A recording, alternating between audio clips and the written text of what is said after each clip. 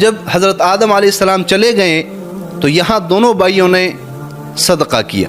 جو حابیل تھے انہوں نے اپنے مویشیوں میں سے ایک بہترین دمبا، جو سب سے بہترین اور اس کو عزیز جانور تھا، اس کو صدقہ کیا۔ اور جو حابیل تھا اس نے کچھ گندم صدقہ کیے، لیکن وہ بھی جی مرے کیے، اور وہ بھی اپنی مال میں سے جو خراب قسم کے گندم تھے، جو ردی قسم کے تھے، وہ صدقہ کیے۔ اب اس وقت صدقے کی قبولیت کی نشانی یہ تھی کہ اس کو ایک میدان میں رکھتے اور آسمان سے ایک آگ آتی اور وہ اس چیز کو جلا دیتی جو قبول ہو جاتی، اور جو قبول نہ ہوتی اس کو نہیں جلاتی۔ ان دونوں نے اپنے اپنے صدقے ایک میدان میں چھوڑ دیے، تو آسمان سے ایک آگ کا شعلہ آیا اور حضرت حابیل کا جو دمبا تھا اس کو اٹھا کر لے گیا، اور قابیل کا جو صدقہ تھا اس کو کچھ بھی نہیں کہا، وہ ایسے ہی رہ گیا۔ تو اس کا مطلب یہ تھا کہ حابیل کی قربانی قبول ہو گئی لیکن قابیل کی قبول نہ ہوئی۔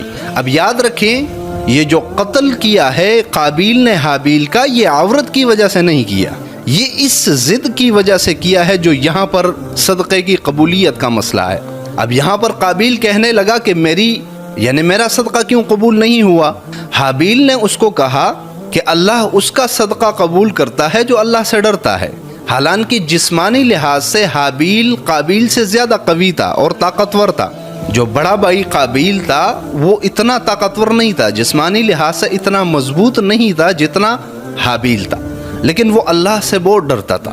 تو اس کے بڑے بھائی قابیل کو جو ہے اس بات پہ اور چڑ آ گئی کہ میرا صدقہ کیوں قبول نہ ہوا۔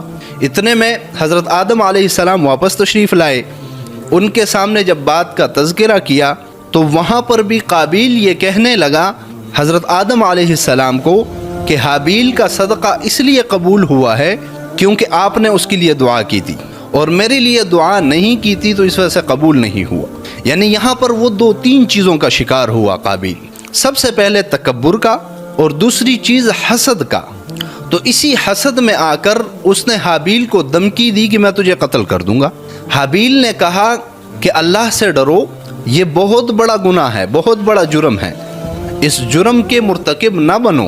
اگر آپ صدق دل سے صدقہ کرتے تو اللہ قبول فرماتا، لیکن چونکہ آپ نے دل سے یہ صدقہ نہیں کیا تھا اور تقوی کے ساتھ نہیں کیا تھا تو اللہ نے قبول نہیں کیا، اب اس میں میرا کیا قصور ہے؟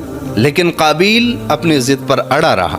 پھر ایک دن حضرت حابیل کے آنے میں ذرا دیر ہو گئی، کیونکہ وہ صبح چلے جاتے، شام کو اپنے جانور لے کے واپس آ جاتے، تو حضرت آدم